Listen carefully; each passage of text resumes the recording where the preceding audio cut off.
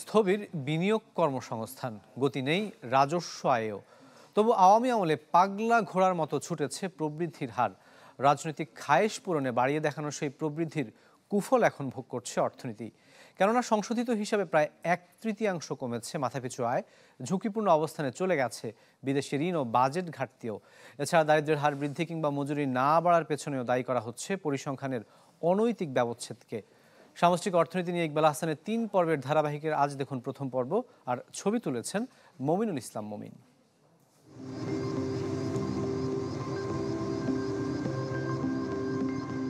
এরকম বহুমাত্রিক শিল্পায়নে ভর করে এগুচ্ছে বাংলাদেশের অর্থনীতি, যে জন্য প্রবৃদ্ধিও উঠেছে নতুন মাত্রায়। কিন্তু গেল 15 বছরে এই সূচককে পুঁজি করেই উন্নয়নের বয়ান তৈরি করে আওয়ামী সরকার, যার আড়ালে ছিল ভুল তথ্য, দুর্বল পরিকল্পনা আর পাচার লুটপাটের ভয়াবহ সব চিত্র।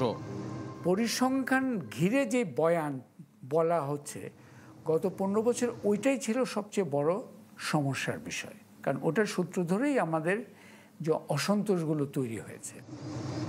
2009-এর পর থেকেই দৃশ্যমান ও বড় প্রকল্প নির্ভর উন্নয়নে নজর দেওয়া হলেও সমান্তরালে গুরুত্ব পায়নি সুষম অর্থনৈতিক কর্মকাণ্ড। তবু পাগলা ঘোড়ার মতো ছুটতে থাকে প্রবৃদ্ধির গতি। 5 থেকে শুরু করে করোনার আগ পর্যন্ত যা উঠে যায় 8% কাছাকাছি। অথচ একই তথ্য উপাত্ত বিশ্লেষণ করে কয়েকগুণ পর্যন্ত বাড়িয়ে দেখানোর প্রমাণ তুলে ধরে শ্বেতপত্র কমিটি। অ্যানালিসিসের ফলাফল হলো যে বিশেষ করে 2013-14 পর থেকে যেখানে মডেল বলছে গ্রোথ মোটামুটি নিম্নগামী, আবার অফিসিয়াল হিসাব বলছে গ্রোথ ঊর্ধ্বগামী ছিল, বাড়ছিল। তো সেখানেই ডিসক্রিপেন্সিটা। তবে বাড়িয়ে দেখানো সেই প্রবৃদ্ধির ধাক্কা সবচেয়ে বেশি লেগেছে মাথাপিছু আয়ে। যেমন IMF-এর হিসাবে 2024 সালে তা $2625 হলেও সংশোধিত হিসাবে নেমে গেছে $1800 নিচে। একই সময়ে সরকারের ঋণ জিডিপির 38.5% দেখানো হলেও প্রবৃদ্ধি কমার কারণে তা উঠে গেছে ঝুঁকিপূর্ণ অবস্থানে 56% উপরে। এছাড়া 4.5% বাজেট ঘাটতি বেড়ে দাঁড়িয়েছে 7-এর কাছাকাছি। একই প্রবণতা ছিল চলতি হিসাবের ভারসাম্যেও।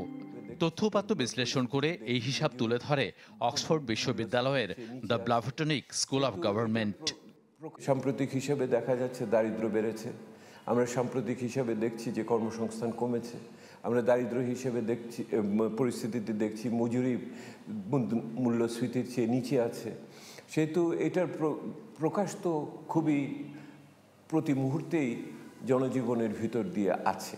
কারণ যদি প্রবৃদ্ধি এত হবে, এই প্রবৃদ্ধি তো আর বাতাসে হয় না। বিশেষজ্ঞরা মনে করেন বাড়িয়ে দেখানো প্রবৃদ্ধির নেতিবাচক প্রভাব আরও স্পষ্ট হতে পারে দীর্ঘমেয়াদে। ইকবাল আহসান, চ্যানেল 24, ঢাকা। প্রাণ কফি ক্যান্ডি, কররা কফির কঠিন স্বাদে হাইকে বলো বাই। প্রাণ কফি ক্যান্ডি, হাইকে বলো বাই।